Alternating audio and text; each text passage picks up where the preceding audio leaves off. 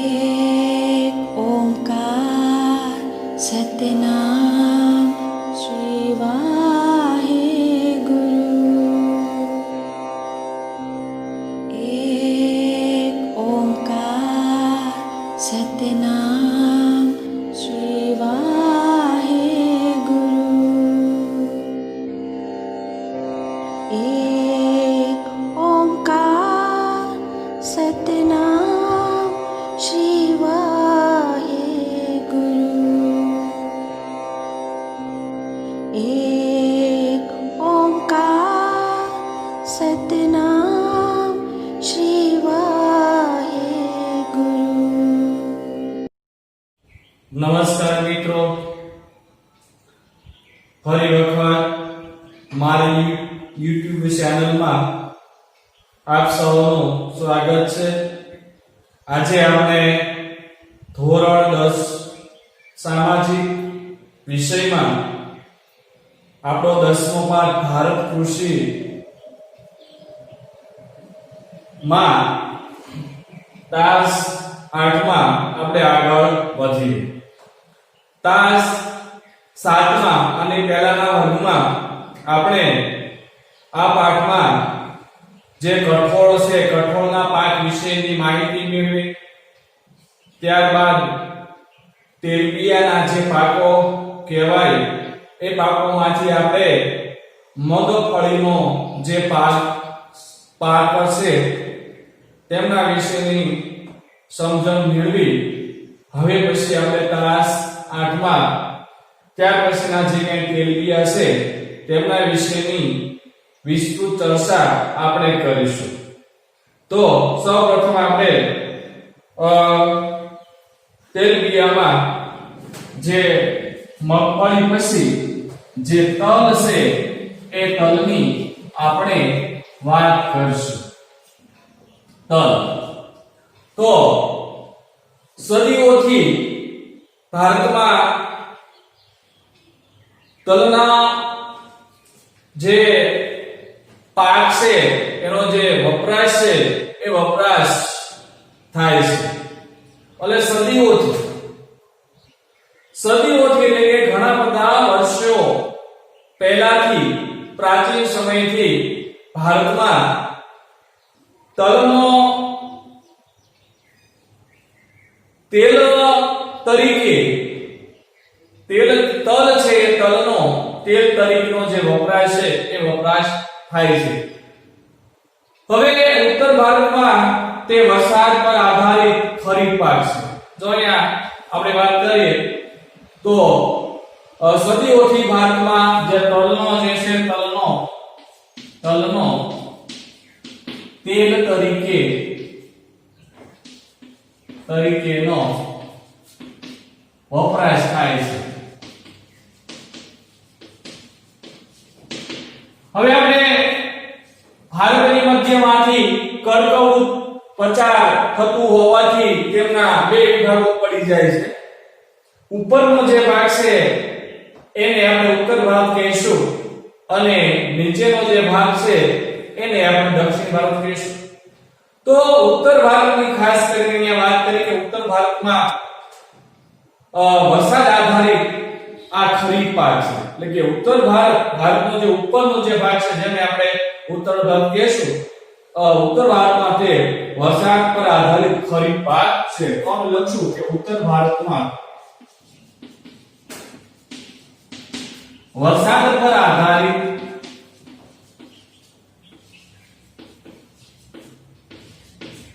કયો પાક છે? ખરીફ પાક છે। ખરીફ પાક એટલે કે ચોમાસાની ઋતુમાં લેવામાં આવતો પાક। હવે આપણે વાત કરીએ દક્ષિણ ભારતની, તો આપણે આપણે વાત કરીએ ઉત્તર ભારતની, તો દક્ષિણ ભારતની પણ સાથે સાથે આપણે વાત કરી લઈએ।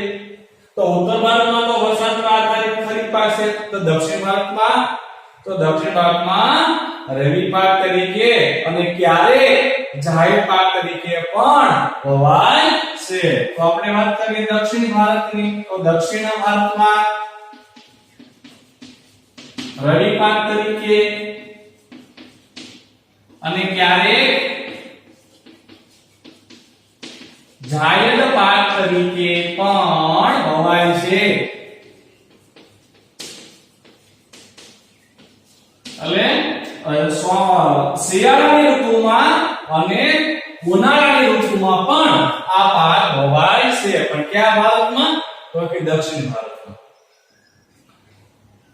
હવે આપણે વાત કરીએ તો લગભગ બધા જ જે રાજ્યો છે એ રાજ્યોમાં તેનું જે વાવેતર થાય છે. એટલે કે લગભગ બધા રાજ્યોમાં તલનું વાવેતર થાય છે.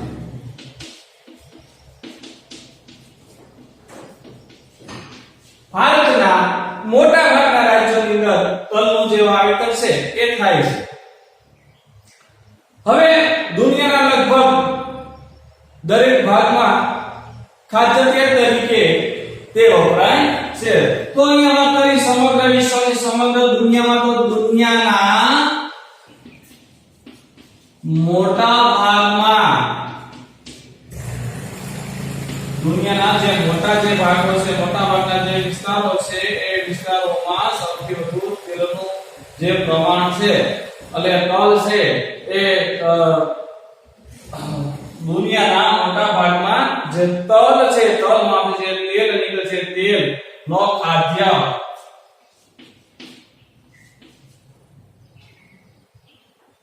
દુનિયાના મોટા ભાગમાં તલમાંથી નીકળતું જે તેલ છે પ્રાપ્ત થતું તેલનો ખાદ્ય તરીકે વપરાશ થાય છે. ખાદ્ય તેલ તરીકે વપરાશ થાય છે અથવા તો વપરાય છે. દુનિયાના મોટા ભાગોમાં જે તલના તેલનો ખાદ્ય તેલ તરીકે ઉપયોગ થાય છે.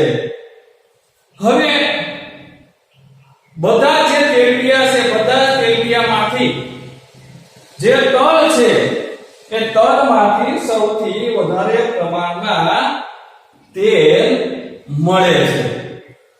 હવે અહીંયા એવી વાત કરી છે કે જે તેલબિયા છે ઘણા બધા તેલબિયા છે જેમ કે આપણે મગફળીની વાત કરી હતી ત્યાર પછી એરંડા છે સરસવ સૂર્યમુખી કપાસ તો આ બધા જે તેલબિયા છે એ તેલબિયામાંથી જો સૌથી વધારે તેલનું પ્રમાણ હોય તો કયા તેલબિયામાં? તો કે ભાઈ તલમાં સૌથી વધારે પ્રમાણમાં તેલનું પ્રમાણ હોય છે.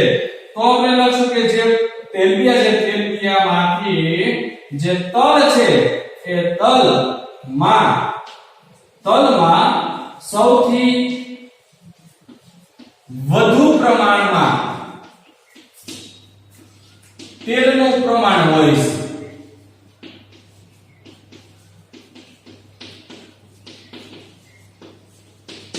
એટલે કે મગફળી છે મગફળીને 40 કિલો કે 50 કિલો જેટલી જો એને પીલવામાં આવે એના દાણાને પીલવામાં આવે તો તેમાંથી કેટલું તેલ નીકળે છે અને 50 કિલો જેટલા જો તલ છે એ તલને જો પીલવામાં આવે તો તેમાંથી કેટલું તેલ નીકળે. એટલે મિત્રો જે મગફળી છે એનું વજન 50 કિલો તો તલનું વજન પણ 50 કિલો છે. તો બંનેમાંથી વજન બેનો સરખો પણ જો તેલ જો બેમાં મગફળી અને જો તલનું તેલ કાઢવામાં આવે તો સૌથી વધારે તેલ શેમાંથી નીકળશે? તલમાંથી સૌથી વધુ તેલ નીકળશે. એટલે જે તેલબિયા છે એ તેલબિયામાંથી જે તલ છે એ તલમાં તેલનું જે પ્રમાણ છે એ સૌથી વધારે હોય છે. હવે આપણે વાત કરીએ તો ભારતના કયા કયા ભાગોમાં આ જે પાક છે ઉત્પાદન અને વાવેતર છે એ થાય છે તો ખાસ કરીને ગુજરાતની આપણે વાત કરીએ જે આપણું રાજ્ય ત્યાર પછી તમિલનાડુ પશ્ચિમ બંગાળ કર્ણાટક અને મધ્યપ્રદેશ છે એ મુખ્ય ઉત્પાદક રાજ્યો છે. તો મુખ્ય ઉત્પાદક રાજ્યો ક્યાં ક્યાં છે? તો કે ગુજરાત ત્યાર પછી તમિલનાડુ મધ્યપ્રદેશ કર્ણાટક વગેરે મુખ્ય ઉત્પાદક રાજ્યો છે, એટલે કે આ રાજ્યો એવા છે કે જેમાં મુખ્ય ઉત્પાદક રાજ્યો છે. એટલે આ રાજ્યોમાં જે તલનું જે ઉત્પાદન છે સૌથી વધારે થાય. અને ગુજરાતમાં તો સૌથી વધુ જે વાવેતર છે એ કયા જિલ્લામાં થાય? તો કે ગુજરાતમાં, જે ગુજરાત છે ગુજરાતમાં જે બનાસકાંઠા જિલ્લો છે, બનાસકાંઠા જિલ્લામાં સૌથી વધુ વાવેતર થાય છે. સૌથી વધુ વાવેતર થાય. એટલે ગુજરાતની આપણે વાત કરીએ તો ગુજરાતમાં બનાસકાંઠા જિલ્લામાં સૌથી વધુ છે એ વાવેતર થાય છે. ભારત વિશ્વમાં તેલની સૌથી વધુ વિકાસ કરતો દેશ છે. એટલે કે જો ભારત જે છે એવો દેશ છે કે જે તલની જે છે નિકાસ સૌથી વધુ કરે છે. સમગ્ર વિશ્વમાં જો કોઈ એક દેશની વાત કરીએ કે ભાઈ આપણે વાત કરીએ ભારત દેશ, તો ભારત દેશ એવો છે કે સૌથી તલની વધારે નિકાસ કરે છે. બીજા કોઈ એવા દેશો નથી કે એટલા બધા જે તલ છે ની નિકાસ કરતા હોય, પણ ભારત દેશ એવો છે કે જે સૌથી વધારે તલની જે છે એ નિકાસ કરે છે. હવે આપણે વાત કરીએ તેલબિયા પછી, ત્યાર પછીનો જે તેલબિયા પછી જે આપણે તલની વાત કરી, તલ પછી ત્યાર પછીનો જે તેલબિયા જે પાક છે એ છે સરસવ. સરસવની આપણે વાત કરીએ. સરસવ એ કેવો પાક છે? તો કે રવિ પાક છે. કેવો પાક છે? તો રવિ પાક. તો લખશું પેલા પગમાં કે સરસવ એ રવિ પાક છે. રવિ પાક એટલે શિયાળાની ઋતુમાં લેવામાં આવતો પાક. એટલે સરસવ છે એ કેવો પાક છે? તો કે રવિ પાક છે. આપણે ટૂંકમાં લખીએ, બરાબર. હવે ઉત્તર ભારતનો એ મહત્વના તેલબિયા પાક છે. જે ઉત્તર ભારત છે, ઉત્તર ભારતનો મહત્વનો પાક ગણાય. તો એ લખશું કે ભાઈ જે ઉત્તર ભારત છે તે ઉત્તર ભારતનો મહત્વનો પાક છે. એટલે સરસવ છે એ ઉત્તર જે ભારત છે, ઉત્તર ભારતનો એક મહત્વનો જે પાક છે પાક ગણાય છે. હવે ભારતમાં આપણે વાત કરીએ કર્ણાટક છે, ત્યાર પછીનું જે રાજ્ય છે એ તમિલનાડુ, કેરળ અને પશ્ચિમ બંગાળ છે, બરાબર. ઉત્તર પ્રદેશ છે. આ બધા જે રાજ્યો છે એ રાજ્યોમાં સૌથી વધુ ઉત્પાદન થાય છે. પણ આપણે એની વાત કરતા પહેલા આપણે એક મુદ્દો આપણે જોઈ લઈએ, એક પોઈન્ટ જોઈ લઈએ કે સરસવ છે એ સરસવનો જે બીજ છે એ બીજ ઔષધિ તરીકે પણ ઉપયોગી છે. અને બીજું કે તેમાંથી નીકળતું, તેના બીજમાંથી નીકળતું જે તેલ છે એ તેલ ખાદ્ય તેલ તરીકે પણ ઉપયોગમાં લેવામાં આવે છે. તો સરસવના બીજ અને તેના તેલ અને ઔષધીય તેલ ખાદ્ય તેલ તરીકે ઉપયોગમાં લેવામાં આવે છે. તો અહીંયા જે સરસવ છે એ સરસવ ના જે બીજ છે એ બીજ અને આપણે આ કે ભાઈ બીજ છે, બીજને ઔષધીય તરીકે પણ ઉપયોગી છે. ઔષધીય અને તેલ, એનું જે તેલ છે તેલ એ ખાદ્ય તેલ તરીકે ઉપયોગમાં લેવામાં આવે છે.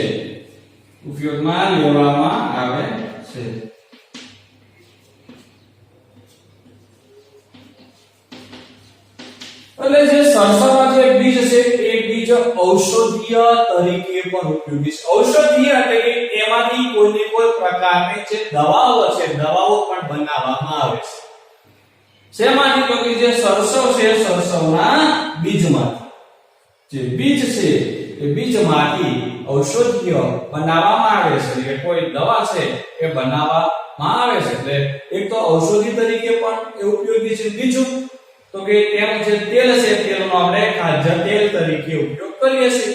તો એ રીતે પણ એ સરસવ છે એ ઉપયોગી છે. હવે આપણે વાત કરીએ કે ભારતની અંદર એવા કયા રાજ્યોમાં તેનું સૌથી જે છે એ વધારે ઉત્પાદન થાય છે સરસવ. તો રાજસ્થાન, ઉત્તર પ્રદેશ, ત્યાર પછી હરિયાણા અને પશ્ચિમ બંગાળ, ગુજરાત, મધ્યપ્રદેશ તેમના જે મુખ્ય ઉત્પાદક રાજ્યો ગણાય. તો ના મુખ્ય જે ઉત્પાદક રાજ્યો કયા છે તો કે રાજસ્થાન, બરાબર. ત્યાર પછી ઉત્તર પ્રદેશ,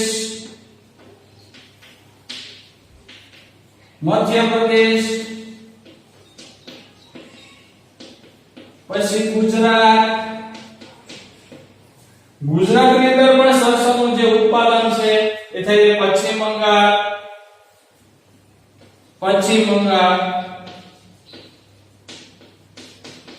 વગેરે રાજ્યો વગેરે મહત્વના ઉત્પાદક રાજ્યો છે. એટલે સૌથી વધારે ભારતની અંદર જો આ સરસવનું જો ઉત્પાદન કરતા હોય બરાબર તો એમાં આવશે રાજસ્થાન, ઉત્તર પ્રદેશ, મધ્યપ્રદેશ, ગુજરાત અને પશ્ચિમ બંગાળ જેવા જે રાજ્યો છે એ રાજ્યો એના ઉત્પાદક રાજ્યો છે.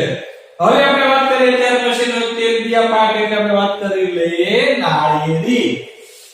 મિત્રો આપ સૌએ આ બધા તેલબિયાને નિહાળ્યા હશે અને એમાંય ખાસ કરીને જે નાળિયેરી જે છે નાળિયેર બરાબર ને એ પણ એક પ્રકારનું તેલબિયા છે. તેલબિયા એટલે જેમાંથી તેલ નીકળે તેને આપણે કહેવાય તેલબિયા. તો આપણે વાત કરીએ નાળિયેરીની. નાળિયેર છે પણ એક તેલબિયા છે.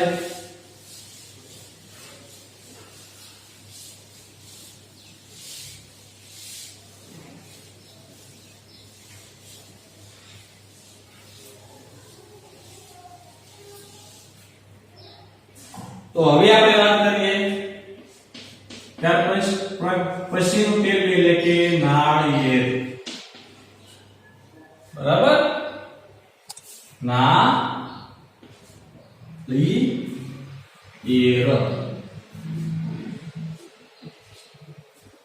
ફરી આપણે લખી નાખીએ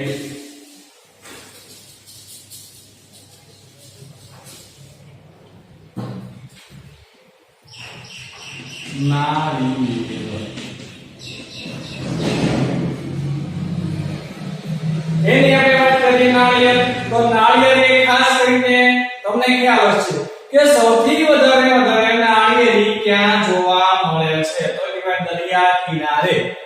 દરિયા કિનારે છે એ નાળિયેરી આપણને સૌથી વધારે જોવા મળે છે. શા માટે? કારણ કે દરિયા કિનારાની જે આબોહવા છે એ આ નાળિયેરીને વધારે અનુકૂળ આવે છે. તો આ દરિયા કિનારાની આબોહવા કેવી હોય તો દરિયા કિનારાની જે આબોહવા છે એ ગરમ અને કેવી હોય ભેજવાળી. અને જમીન કેવી હોય દરિયા કિનારાની જમીન દરિયા કિનારાની નજીકની જમીન પછી કેવી હોય ક્ષારવાળી. તેની અંદર ક્ષારનું પ્રમાણ વધારે.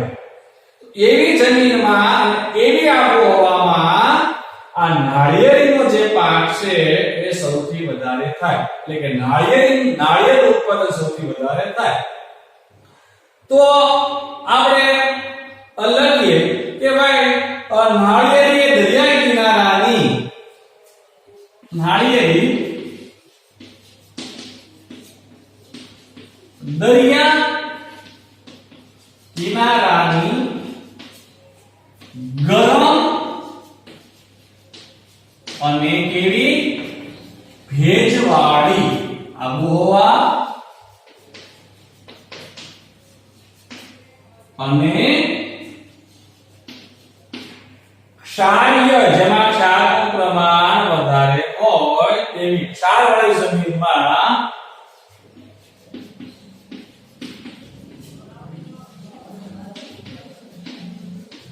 ક્ષારવાળી અથવા ક્ષારયુક્ત જે જમીન છે એ જમીનમાં થતો બાગાયતી પાક છે. કેવો પાક છે? તો બાગાયતી પાક છે. તો બાગાયતી પાકોને કહેવાય જેની આપણે ચર્ચા કરી ગયા છીએ. જેમાં જે રોકાણ વધુ થાય હે પછી તેની જે આવક છે આપણને લાંબા સમયે મળે તો આવા પાક જેને આપણે બાગાયતી પાકો કહીશું. તો નાળિયેરી દરિયા કિનારાની ગરમ અને ભેજવાળી આબોહવા અને ક્ષારવાળી જમીનમાં થતો બાગાયતી પાક છે. હવે ભારતમાં ખાસ કરીને ક્યાં ક્યાં થતો હશે વિદ્યાર્થીઓ કયો તો તમને ખ્યાલ જ હશે કે ભાઈ ભારતની અંદર જે દરિયા કિનારો જ્યાં આવેલો છે તે દરિયા કિનારાના જે રાજ્યો છે તે રાજ્યોમાં તેનો પાક થતો હશે. તો એવા કયા રાજ્યો છે કે જે દરિયાના કિનારે આવેલા છે? તો આપણે વાત કરીએ કર્ણાટક. ચાલો કર્ણાટક પછી આપણે ત્યાર પછીનું રાજ્ય એટલે કયું આવશે? કેરળ. કેરળ પછી તમિલનાડુ, બરાબર, અને અંદમાન નિકોબાર.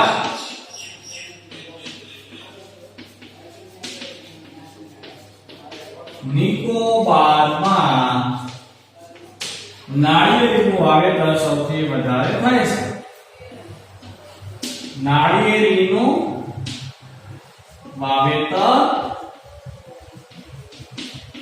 સૌથી વધુ થાય છે. તો શા માટે મિત્રો આ રાજ્યોમાં સૌથી વધારે વાવેતર થાય? કારણ કે ક્યાં આવેલા છે? કે દરિયા કિનારે આવેલા છે, અને દરિયા કિનારે આવેલા હોય તેની આબોહવા ગરમ અને કેવી છે? ભેજવાળી છે, અને ક્ષારવાળી જમીન પણ હોય દરિયા કિનારે.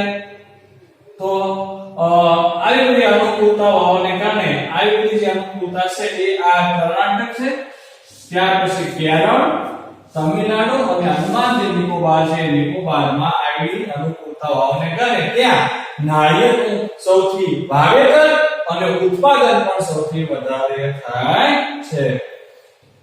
હવે આપણે ત્યાર પછી વાત કરીએ કે ભાઈ ગુજરાતમાં દરિયા કિનારાના વિસ્તારોમાં પણ નાળિયેરનું વાવેતર થાય છે. તો જે ગુજરાત છે, ગુજરાતના જે દરિયા કિનારે જે વિસ્તારો આવેલા છે, દરિયા કિનારે આવેલા વિસ્તારોમાં પણ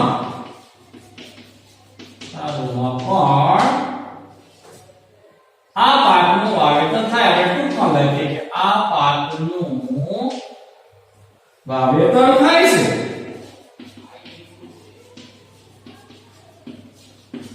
તો ગુજરાતના દરિયા કિનારાના જે ભાગો છે એ ભાગોની અંદર પણ આ નાળિયેરનું જે છે વાવેતર થાય છે. હવે દક્ષિણ ભારતમાં નાળિયેરના કોપરાના તેલનો ખાદ્ય તેલ તરીકે ઉપયોગ થાય છે. તો દક્ષિણ ભારતની અંદર દક્ષિણ ભારતમાં વસવાટ કરતા રહેતા જે લોકો છે, રહેતા લોકો આ નાળિયેરની જે છે એ નાળિયેરનો ખાદ્ય તેલ તરીકે પણ ઉપયોગ કરે છે. તો દક્ષિણ ભારતમાં ટૂંકમાં લખી નાખીએ કે ભાઈ ખાદ્ય તેલ તરીકે તેનો ઉપયોગ થાય છે.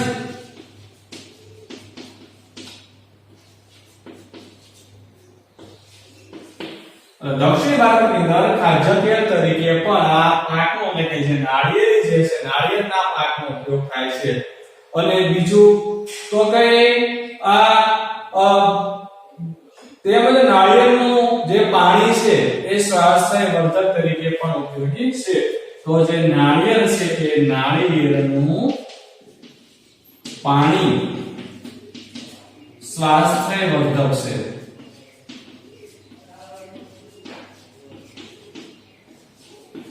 ઘણી એવા વિદ્યાર્થી મિત્રો આપણે બીમાર પડીએ છીએ ત્યારે જે ડોક્ટર છે, જે તબીબ છે એ આપણને આ નાળિયેરનું પાણી પીવાનો આદેશ આપે છે કે બરાબર. અને ઘણી બધી વખત આપણે બીમાર પડ્યા હશો અથવા તમે જે છે બીમાર પડ્યા છો ત્યારે તમે આ નાળિયેરના પાણીનો તમે ઉપયોગ કર્યો હશે.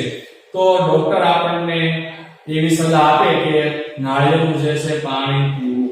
શા માટે? કારણ કે એ ગુણકારી છે. તો નાળિયેરનું જે પાણી છે એ કેવું છે? સ્વાસ્થ્ય વર્ધક પણ છે, એટલે કે સ્વાસ્થ્ય વર્ધક પીણા તરીકે પણ ઉપયોગી છે.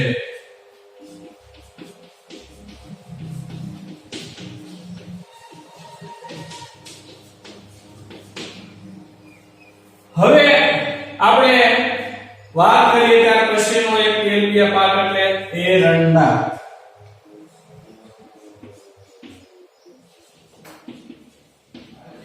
એરંડાનો એક તૃતીયા ભાગ એને આપણે ચર્ચા કરીશું. એરંડા એટલે શું કહે તો દિવેલા.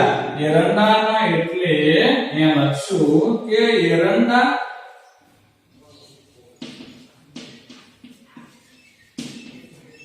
એટલે દિવેલા. તો દિવેલા એટલે એરડિયું. આપણે જે એરડિયાનું જે તેલ આવે છે ને, બરાબર ને, એરડિયું. તો દિવેલા એટલે એરડિયું કોણ કહેવાય? એરડિયું. એરડિયું. તો એરંડા એટલે દિવેલા અને દિવેલા એટલે એરડિયું. એરડિયું, બરાબર. તો તે કયો પાક છે? ખરીફ અને રવિ બંને પાક છે. જો આ જે પાક છે એ ખરીફ અને રવિ પાક છે, એટલે કે તે ચોમાસાની ઋતુમાં પણ લઈ શકાય છે અને શિયાળાની ઋતુમાં પણ લઈ શકાય છે, એટલે કે ખરીફ પાક અને રવિ પાક છે. એરંડાના જે વૈશ્વિક ઉત્પાદન છે એ વૈશ્વિક ઉત્પાદનમાં ભારત 66% ની ઈચ્છા સાથે મોટો ઉત્પાદક છે. એટલે સમગ્ર વિશ્વની અંદર જે એરંડાનું જે ઉત્પાદન થાય છે, જેને આપણે કહીશું વૈશ્વિક ઉત્પાદન. વૈશ્વિક ઉત્પાદન એટલે કે સમગ્ર વિશ્વમાં થતું ઉત્પાદન. તો એ ઉત્પાદનના 66% ઉત્પાદન છે એ આપણા ભારત દેશની અંદર થાય. 66% હિસ્સો છે. કેટલો હિસ્સો છે ભારતનો? 66% હિસ્સો ભારતનો છે. સમગ્ર વિશ્વમાં જે એરંડાનું જે ઉત્પાદન થાય છે એ ઉત્પાદનના 66% હિસ્સો આપણા ભારત દેશનો છે. એટલે એનો અર્થ એવો થાય કે ભાઈ મોટા ભાગનું જે ઉત્પાદન છે એ આપણા દેશની અંદર થાય છે. હવે આપણે વાત કરીએ તો ત્યારબાદ આપણે ભારત પછી ચીન અને ત્યાર પછી આવશે બ્રાઝીલ. બરાબર? સૌથી પહેલા ભારત આવશે. ભારત પછી કયો દેશ આવશે? તો તે ચીન અને ત્યાર પછી આવશે બ્રાઝીલ. બ્રાઝીલ છે. એટલે પહેલા ક્રમે એનો અર્થ એવો થાય કે ભાઈ એરંડા છે, એરંડાના ઉત્પાદનની અંદર જો સૌથી પ્રથમ સ્થાન હોય તો એ છે ભારત દેશનું છે, ભારતનું છે. અને ત્યાર પછી બીજા નંબરે ચીન આવશે અને ત્રીજા નંબરે આવશે બ્રાઝીલ. એટલે એરંડાનો પણ સમગ્ર વિશ્વની અંદર સૌથી જો ઉત્પાદન કરનાર દેશ હોય તો એ ભારત દેશ છે. ત્યાર પછીના ક્રમે ચીન અને ત્યાર પછીના ક્રમે એટલે કે ત્રીજા ક્રમે આવશે બ્રાઝીલ.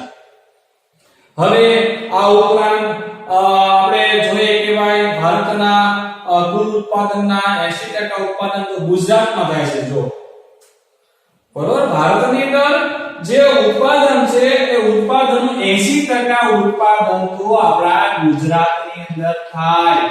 અને ગુજરાત છે એ ગુજરાતની અંદર પણ સૌથી વધુ વાવેતર એરંડાનું થાય. ભારતના જે રાજ્યો છે એ રાજ્યોમાંથી પણ ગુજરાત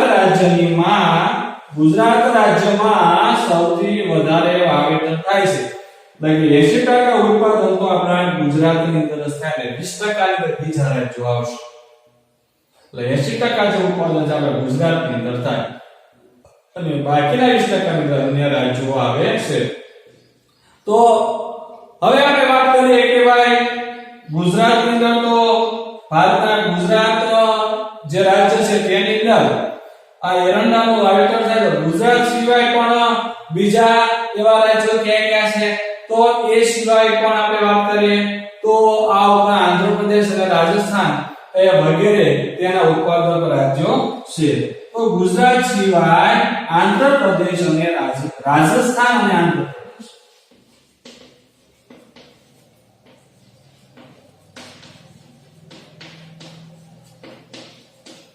અને આંધ્રપ્રદેશમાં પણ તેના ઉત્પાદક રાજ્યો છે.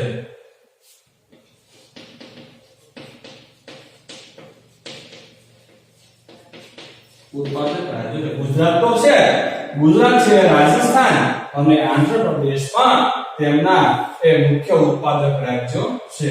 પણ આની કરતા આ બે રાજ્યો કરતા સૌથી વધારે ઉત્પાદન છે આપણા ગુજરાતની અંદર થાય છે. તો ગુજરાતની અંદર કયા કયા જિલ્લામાં તેનું જે છે ઉત્પાદન થાય છે એની આપણે વાત કરીએ તો ગુજરાત જે છે ગુજરાતના એવા કયા કયા જિલ્લા છે તો ખાસ કરીને ગુજરાતના આપણે વાત કરીએ તો જૂનાગઢ છે, બરાબર, સાબરકાંઠા છે, બનાસકાંઠા, રાજકોટ, અમરેલી વગેરે જિલ્લામાં તેનો જે પાક છે એ પાકનું જે વધારે પ્રમાણમાં એનું જે વાવેતર થાય છે. તો ખાસ કરીને ગુજરાતના બનાસકાંઠા, ત્યાર પછી આપણે વાત કરીએ સાબરકાંઠા, ત્યાર પછી વાત કરીએ આપણે જૂનાગઢ, પછી જે અરવલ્લી છે, અરવલ્લીની અંદર પછી અમરેલી, રાજકોટ, પાટણ, અમરેલી, પાટણ, રાજકોટ જિલ્લામાં તેનું જે છે એ સૌથી વધારે ઉત્પાદન અને વાવેતર થાય છે. હવે આપણે જોઈએ આ ઉપરાંત વર્તમાન સમયમાં મિત્રો આ જે તેલબિયા છે, તેલબિયા સિવાય સૂર્યમુખી, બરાબર, ત્યાર પછી આપણે વાત કરીએ કે કપાસિયા, ડાંગર અને મકાઈના તેલનો પણ ખાદ્ય તેલ તરીકે ઉપયોગ થાય છે. તો એ આ વાત કરીએ આપણે તેલબિયાની. તેલબિયાની અંદર આપણે કયા કયા પાકની વાત કરીએ તો તેલબિયાની અંદર સૌથી પહેલા આપણે મગફળીની વાત કરી, મગફળી પછી આપણે વાત કરી તલની વાત કરી, તલ પછી આપણે વાત કરી સરસવ, સરસવ પછી નાળિયેર અને નાળિયેર પછી આપણે વાત કરી એરંડા. આ સિવાયના પણ એવા તેલબિયાના પાકો છે કે જેનો આપણે ખાદ્ય તેલ તરીકે પણ ઉપયોગ થાય. આ સિવાય તો કે સૂર્યમુખી, કપાસિયા, ડાંગર અને મકાઈ આ પણ તેલબિયાના પાકો પણ ગણાવી શકાય. આ તેલબિયા જે પાક છે એનો પણ ખાદ્ય તેલ તરીકે ઉપયોગ કરવામાં આવે છે. તો વિદ્યાર્થી મિત્રો અહીંયા આપણે જે તેલબિયા છે તેલબિયાનો અભ્યાસ પૂરો કર્યો. તેનો જે પોઈન્ટ છે જે કે તેલબિયાના જે પાક છે પાક વિશે આપણે વિસ્તૃત માહિતી મેળવી. હવે પછી આપણે જે કે પીણા છે, પીણા તરીકે ચા, કોફી, કોકો એની જે વાત છે આપણે હવે પછીના પીડીએફમાં એટલે કે તાસ નંબર જે 9 છે એ 9 માં આપણે કરશું. અહીંયા આપણે આજે તાસ આપણે પૂરો કરીએ. દરેક વિદ્યાર્થીઓનો ખૂબ ખૂબ આભાર.